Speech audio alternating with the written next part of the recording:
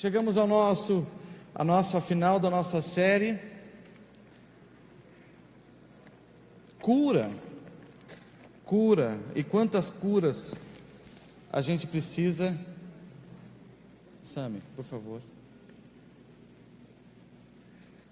E quantas curas que a gente precisa no nosso dia a dia. Eu quero ler hoje uma passagem bíblica com vocês. É uma passagem longa da palavra, mas eu pensei, a gente está na igreja, né? Então é um lugar propício também para a gente ler a palavra, é isso? Então eu vou pedir para vocês ler Atos 10. Atos 10. Eu vou ler todo o capítulo.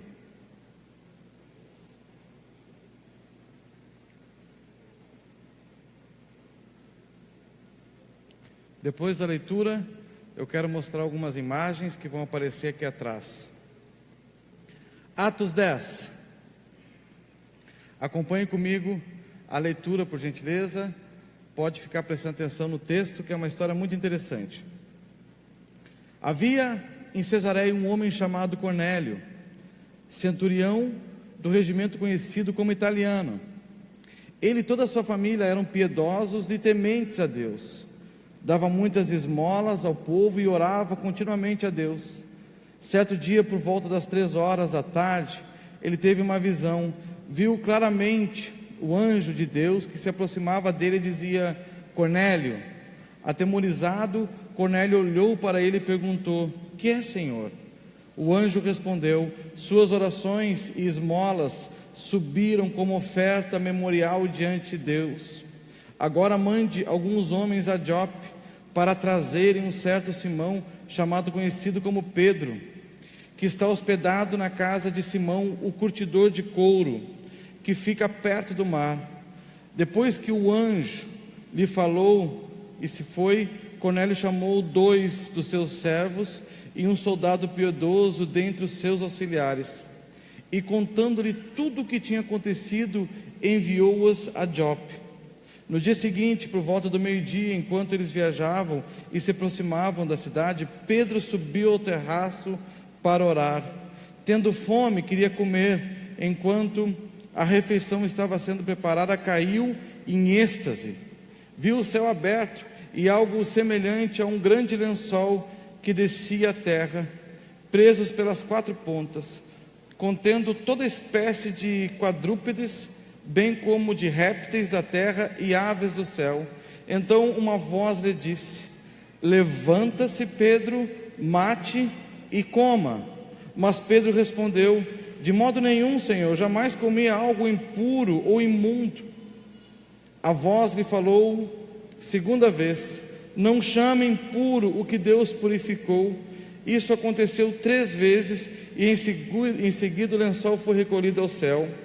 Enquanto Pedro estava refletindo no significado da visão, os homens enviados do Cornélio descobriram onde era a casa de Simão e chegaram à porta. Chamando, perguntaram se ali estava hospedado Simão, conhecido como Pedro. Enquanto Pedro ainda estava pensando na visão, o Espírito lhe disse: Simão, 3 homens estão procurando por você. Portanto, levanta-se e desça. Não hesite em ir com eles, pois eu os enviei. Pedro desceu e disse aos homens: eu sou quem vocês estão procurando. Por qual motivo vieram? Os homens responderam: viemos da parte do centurião Cornélio. Ele é um homem justo e temente a Deus, respeitado por todo o povo judeu. Um santo anjo lhe disse que chamasse a sua casa, para que ele ouça o que você tem a dizer. Pedro os convidou a entrar e os hospedou. No dia seguinte, Pedro partiu com eles e alguns dos irmãos de Jope o acompanharam. No outro dia chegaram a Cesareia. Cornélio os esperava com seus parentes e amigos mais íntimos que tinha convidado. Quando Pedro ia entrando na casa, Cornélio dirigiu-se a ele e prostrou-se aos seus pés adorando. Mas Pedro o fez levantar-se, dizendo: levanta-se, eu sou homem como você. Conversando com ele, Pedro entrou e encontrou ali reunidas muitas pessoas. Ele disse: você sabe muito bem que é contra a nossa lei um judeu associar-se a um gentil ou mesmo visitá-lo. Mas Deus me mostrou que eu não deveria chamar impuro ou imundo homem nenhum. Por isso, quando fui procurado, vim sem qualquer objeção. Posso perguntar, por que vocês mandaram me chamar? Cornélio respondeu: há 4 dias eu estava em minha casa orando, a esta hora, às 3 horas da tarde. De repente colocou-se diante de mim um homem com roupas resplandecentes e disse: Cornélio, Deus ouviu suas orações e lembrou-se de suas esmolas. Mande buscar a Jope a Simão, chamado Pedro. Ele está hospedado na casa de Simão, o curtidor de couro, que mora perto do mar. Assim mandei buscar-te imediatamente, e foi bom que tenhas vindo. Agora estamos todos aqui na presença de Deus, para ouvir tudo que o Senhor mandou dizer-nos. Então Pedro começou a falar: agora percebo verdadeiramente que Deus não trata as pessoas com parcialidade, mas de todas as nações aceita todo aquele que o teme e faz o que é justo. Vocês conhecem a mensagem enviada por Deus ao povo de Israel, que fala das boas novas de paz por meio de Jesus Cristo, Senhor de todos. Sabe o que aconteceu em toda a Judéia, começando na Galileia, depois do batismo que João pregou, como Deus ungiu a Jesus Nazaré com o Espírito Santo e poder, e como ele andou por toda parte fazendo bem e curando todos os oprimidos pelo diabo, porque Deus estava com ele. Nós somos testemunhas de tudo que ele fez na terra, dos judeus e em Jerusalém, onde mataram, suspendendo-o no madeiro. Deus, porém, o ressuscitou no 3º dia e fez que ele fosse visto, não por todo o povo, mas por testemunhas que designara de antemão, por nós que comemos e bebemos com ele, depois que ressuscitou dos mortos. Ele nos mandou pregar ao povo e testemunhar que este é aquele a quem Deus constituiu o juiz dos vivos e dos mortos. Todos os profetas dão testemunho dele, de que todo aquele que nele crê receba perdão dos pecados mediante o seu nome. Enquanto Pedro ainda estava falando essas palavras, o Espírito Santo desceu sobre todos os que ouviam a mensagem. Os judeus convertidos que vieram com Pedro ficaram admirados de que o dom do Espírito Santo fosse derramado até sobre os gentios, pois os ouvia falando línguas, exaltando a Deus. A seguir Pedro disse: pode alguém negar a água, impedindo que esses sejam batizados? Eles receberam o Espírito Santo como nós. Então ordenou que fossem batizados em nome de Jesus Cristo. Depois pediram a Pedro que ficassem com eles alguns dias. Uau! Uma história maravilhosa, e que dentro dessa história existe uma cura. Só para a gente se localizar um pouquinho sobre os personagens. Pedro, um apóstolo judeu do Senhor, ou seja, tinha convivido 3 anos com o Senhor Jesus, tinha experimentado, viu a crucificação, viu a ressurreição e viu a ascensão de Jesus. E depois permaneceu em Jerusalém e teve essa experiência maravilhosa, que foi o dia da descida do Espírito Santo. Ou seja, algo fantástico, experiências inesquecíveis com o Senhor Pedro teve. Porém, ele era um judeu, a gente não pode esquecer disso. Por outro lado, existe o centurião romano, que estava numa cidade a 50 quilômetros dali, chamada a Cesareia Marítima. E o que Deus faz? Só para a gente entender um pouquinho o contexto, o centurião romano, naquela época, Israel estava debaixo desse governo. É como a Alemanha, até 89, estava debaixo do governo russo, né, na questão do leste europeu, do muro. Ou seja, tu vive no teu país, mas quem comanda não é tu, é o outro que comanda. Então existia um certo preconceito com todos os romanos. Afinal de contas, os judeus estavam em Israel, mas eles estavam sob domínio dos romanos. Então havia o quê? Havia um certo preconceito com eles, contra os romanos. Ninguém gostaria muito do bem dos romanos. O que Deus faz?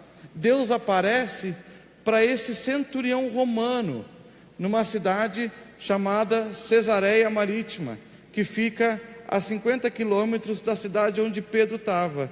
Só que não dá para esquecer que ele era um centurião romano, ou seja, o preconceito do judeu com ele existia muito, e Deus se manifesta no centurião romano, e diz assim: existe um homem chamado Pedro, e ele está na cidade de Jope, manda os teus soldados irem até lá, porque ele vai revelar o sonho que eu tenho te dado, a visão que eu tenho te dado. Enquanto isso, Pedro está em Jope, e o que Deus faz? Deus dá uma visão para Pedro, num lençol, chega um lençol diante dele, e nesse lençol está o quê? Está quadrúpedes. O que são? São animais de 4 patas, ou seja, cavalo, zebra, tigre, leão, e diz que nessa visão também havia répteis, ou seja, lagartixa, cobra, lagarto, todo tipo de coisa, e aves, e tudo debaixo de um lençol. Aparece para ele na casa de Simão Curtidor, que é bem na beira da praia. Essa casa existe até hoje em Israel. Ele olha essa visão, e Deus fala para ele: Pedro, mata e come. Só que ele era judeu, ele nunca tinha colocado um pedaço de lombinho na boca, ele nunca tinha comido uma costela de porco barbecue, por exemplo, nunca tinha experimentado esse tipo de coisa. Falar de cobra para ele, falar de répteis, não dava. E Deus disse para ele: Pedro, mata e come. E ele disse exatamente isso: Senhor, eu nunca coloquei coisas impuras dentro da minha boca. E a voz se repete por 3 vezes, diz a palavra. E aí tu me pergunta assim: o que quer dizer essa visão? O que quer dizer essa visão? Essa visão, apesar de todas as experiências que Pedro tinha com o Senhor Jesus, ele ainda era muito nacionalista. O que ele queria é que o Messias, é que Jesus só tivesse vindo para o povo judeu. É por isso que ele fica surpreso quando Deus diz para ele: mata e come, porque quando Deus fala isso, ele está abrindo uma nova janela, dizendo que ele tem interesse enorme para salvar todo o povo. Não era só todo o mundo, todas as nações, não era só o povo judeu. Quem estava dentro desse lençol, que Deus estava mostrando para ele, é as pessoas que gostam de churrasco, é as pessoas que assam tatu, assam capivara, assam tudo que é tipo de coisa e comem tudo que é tipo de carne. Aí eu pergunto para vocês: adivinha quem é que estava dentro desse lençol? Sem dúvida que era eu e tu. Era Deus tentando explicar para ele que, apesar de toda a experiência que Pedro tinha tido, ainda a visão que ele tinha do reino de Deus era muito limitada. E aí o que Deus faz? Ele usa um centurião romano, ou seja, alguém que o povo judeu tinha um preconceito. E é uma surpresa quando Pedro caminha esses 50 quilômetros a pé e se encontra com um homem pela qual ele dá um testemunho que Deus tinha visitado ele e que tinha dado uma visão para ele. Infelizmente, a gente é assim, sabe? Uma das curas mais lindas que Deus faz no nosso interior é quando Ele amplia a nossa consciência. Apesar de tantas experiências maravilhosas que Pedro tinha tido com Deus, imagina só, conversão, pediu para seguir, viu a crucificação, viu a ressurreição, viu a ascensão. Apesar de todas essas coisas, ainda o interior dele era muito limitado. Deus tentando ampliar.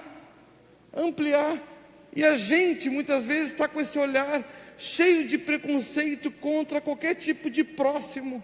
A gente vê muitas vezes a gente como os queridinhos de papai, e a gente fica com um preconceito enorme de pessoas que até hoje não conheceram o Senhor, e a gente tem preconceito que eles estão seguindo outras coisas, sejam os umbandistas, sejam aqueles que seguem outras coisas. A gente tem um olhar com preconceito para eles, sendo que o desejo de Deus é salvar a todos. Essa visão é a visão que o Trump deveria ver hoje, exatamente essa visão. Porque esse preconceito que não pode entrar mexicano na América, não pode entrar boliviano na América, não pode entrar argentino na América. E por favor, os brasileiros que vão entrar lá, só se tem dinheiro, porque aqueles que queiram ganhar a sua vida, por favor, não entrem, porque a gente é considerado o quê? Répteis, aves, quadrúpedes. Deixa eu falar a palavra certa aqui, para não ser ela errada.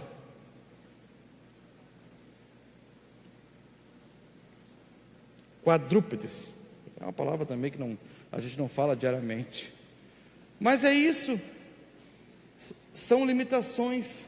E quantas vezes que a gente é cheio de preconceito contra tipos de pessoas? Sabia que a gente tem preconceito contra os nordestinos?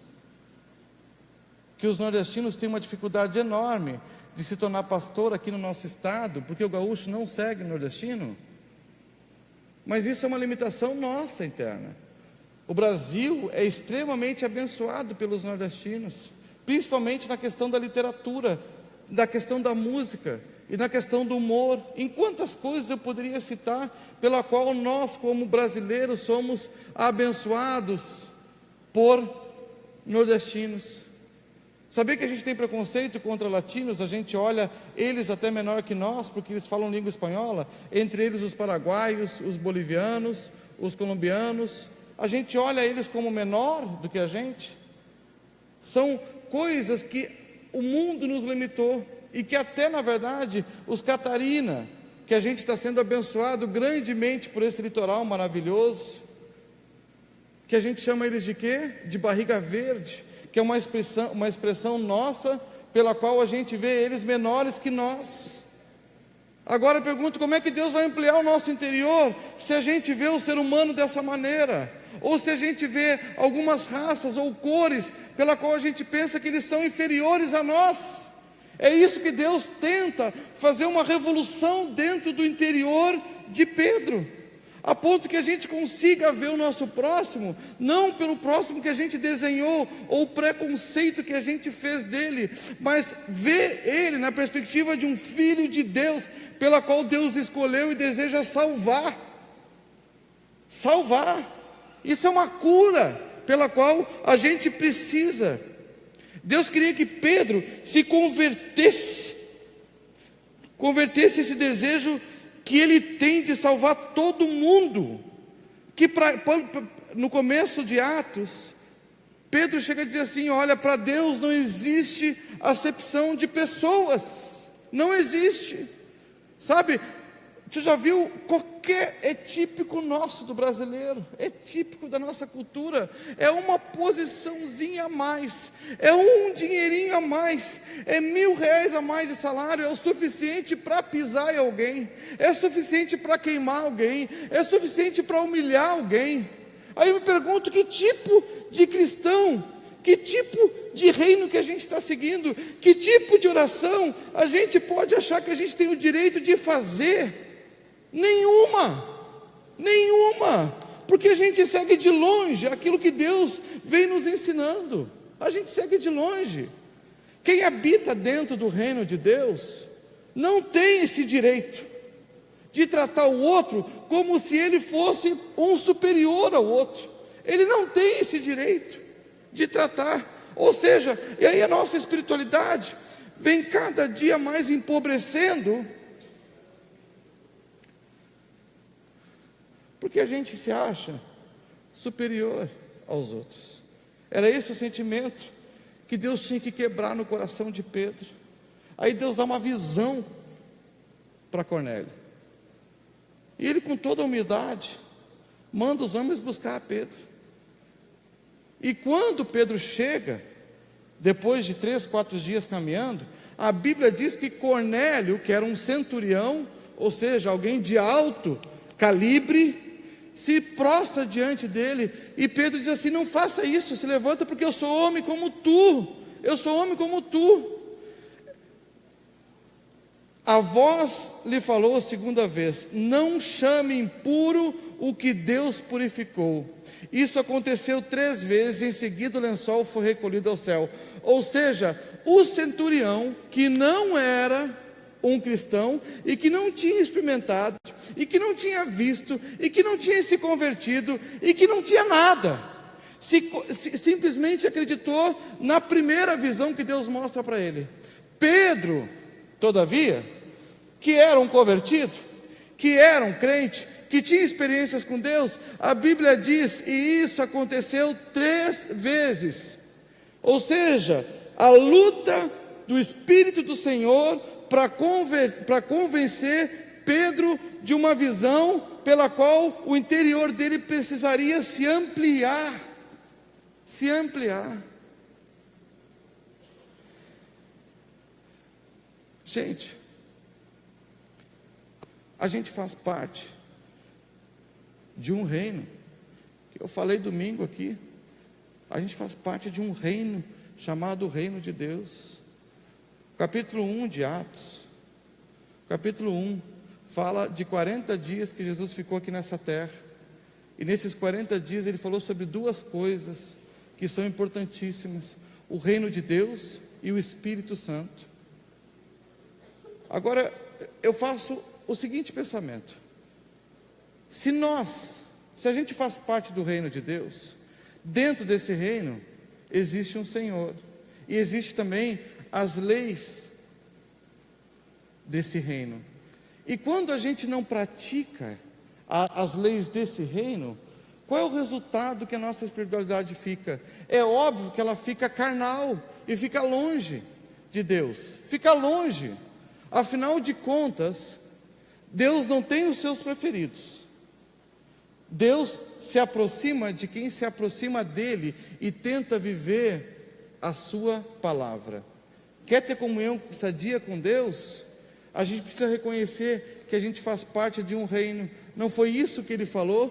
Colocai o reino de Deus e a sua justiça em primeiro lugar, e todas as outras coisas vos serão acrescentadas. Ou seja, olha a importância que o Senhor dá para o reino, e qual é a importância que nós, como filhos de Deus, a gente dá para o reino de Deus. É muito pouca os valores do reino. Para que a gente tenha uma fé avivada, uma fé viva, a gente precisa ser curado exatamente no nosso interior. Esse é o desejo do Senhor. E uma das formas para que a gente possa ter essa alegria no Espírito, essa vida de estar avivado no Senhor, uma das formas é entender que o desejo do Senhor é salvar a todos. É salvar a todos. E todos aqueles que olham o próximo com algum tipo de preconceito, eles só demonstram a distância que eles estão do seu Criador. Eles mostram a distância. Quando tu escutar uma pessoa falar sobre contra branco, contra pardo, contra bugre, contra negro, contra qualquer um tipo de pessoa, pode saber, quando ele abrir a boca para isso, ele só vai estar demonstrando o quão longe de Deus ele está. Porque essa não é a perspectiva do nosso Senhor a respeito do próximo. Essa não é a perspectiva. Eu lembro, ainda quando eu cheguei na Alemanha, 24 anos, um muchacho, novinho, computador ainda não tinha esse mundo da computação já existia, mas não no meu bolso, não cabia no meu bolso. E eu lembro de ligar para o consulado ainda, e pelo sotaque um nordestino me atender. Eu falei, poxa vida, o preconceito que a gente nasce com ele. Eu falei, um nordestino no norte do Brasil, como responsável pelo consulado na Alemanha. Aí eu perguntei como é que eu tinha que renovar meu passaporte. Daí ele falou assim, já tem um e-mail? Eu falei, ainda não tenho. Era do computador começando, isso há 6, 10, 18 anos atrás. Daí eu falei, não tem e-mail ainda. Tu tem um fax? Eu recém tinha chegado na Alemanha, também não tinha condições de comprar um fax. O consulado dele perguntou assim, posso fazer a terceira pergunta? Eu falei, claro. O que tu veio fazer aqui? Não tem e-mail, não tem fax, não tem como resolver outras coisas. Nossa, a gente pode esquecer, eu sempre digo isso, o que as pessoas nos dizem, que não é meu caso, mas a gente não esquece o que elas nos fazem sentir. Eu me senti humilhado naquele dia, ao mesmo tempo curado pelo Senhor, dizendo: é o meu povo, é o meu povo, eles falam meu idioma, é minha cultura, é minha cultura. Eu precisava a cada dia mais me ampliar no meu interior e entender que Deus ama a todos. Coisa boa é chegar no Paraguai e olhar para eles como meus irmãos em Cristo. Coisa boa é chegar na Bolívia e poder pregar para eles, como eu tive essa oportunidade de pregar numa praça, céu aberto, o ano passado ou retrasado, para os bolivianos. Coisa boa é receber nossos irmãos venezuelanos aqui, pela qual estão passando uma coisa injusta, mundialmente falando, e a gente tem essa graça de ajudar, contribuir e fazer de uma família renascer do nada. Coisa boa quando a gente tem esse olhar a respeito dos deficientes, que não consegue pensar, não tem poder nenhum, mas para nós é alguém que Deus escolheu e morreu por eles. Coisa boa quando a gente é curado a respeito de uma visão de quem é Cristo para nós, a gente se tornar exatamente assim, porque esse é o desejo dele, nós sermos semelhantes a Cristo. Esse é o desejo dele, isso é uma cura. Quanto mais anos de fé a gente vai ter, mais o nosso poder da consciência vai aumentando no nosso interior, e vamos se ampliando, e vamos se ampliando. Coisa boa é ver o próximo na perspectiva de Deus e não na nossa. Diz assim: esse é um filho de Deus, esse é um filho de Deus. Coisa boa é conseguir cumprimentar um haitiano no nosso meio e tentar falar algumas palavras, apesar dele não falar o nosso idioma. Coisa boa, terão filhos nos nossos países, no nosso país, e os filhos vão ser bênçãos para as nossas vidas. Afinal de contas, os brasileiros que foram para a América, hoje os filhos são os soldados que vão para a guerra e morrem por causa daquele país. O Evangelho tem esse poder maravilhoso de ampliar o nosso ser, os nossos pensamentos, e fazer da gente, que somos pessoas pobres, enriquecidas pela mente do Senhor que nos habita. Essa é uma cura nos nossos dias. Essa foi a cura. No versículo 44 diz assim: enquanto Pedro ainda estava falando essas palavras, o Espírito Santo desceu sobre todos os que ouviam a mensagem. E é claro que ele ia ficar pasmo, porque o Espírito Santo não poderia vir para os romanos. Os judeus convertidos que viram com Pedro ficaram admirados de que o dom do Espírito Santo fosse derramado sobre os gentios. Foi tão grande que os nossos irmãos suecos, há 100 anos atrás, conseguiram discernir e dizer: o Evangelho não é só para a Suécia, o Evangelho também é para a América Latina. E desceram aqui em Recife e começaram a pregar o Evangelho, pela qual hoje nós somos frutos. São pessoas que tiveram a consciência do Evangelho na vida deles.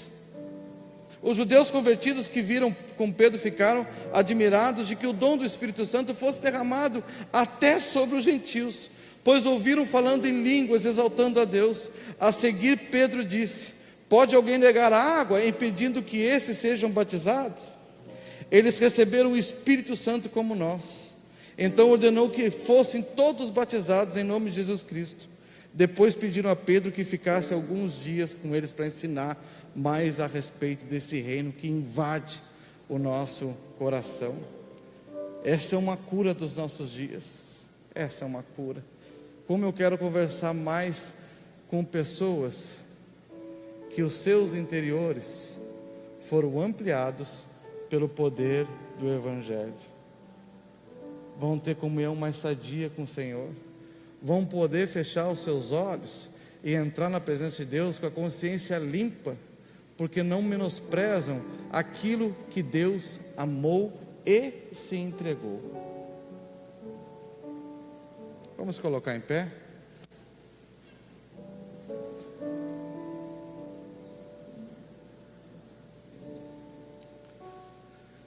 Senhor, diante da tua presença maravilhosa, eu oro pela vida dos meus irmãos, pela minha vida. Queremos crescer diante da tua presença. A tua palavra não é brinquedo para nossas vidas, porque ela nos ensina, nos exorta, nos faz crescer em todo o tempo. Ah, Senhor, se a gente soubesse que nos corações mais simples habita a tua riqueza, habita a tua riqueza. Quero te pedir, Senhor, nos dê esse coração maravilhoso, um coração grande, que possa ver o próximo como tu vês, Senhor. Tira esse espírito de nós de superioridade, tira esse espírito de nós, Senhor, para que a gente possa ter comunhão sadia contigo, Senhor. Revela-nos a cada dia aquilo que tu queira fazer nas nossas vidas, e possamos ter experiências profundas contigo, Senhor, porque esse é o nosso desejo, em nome de Jesus.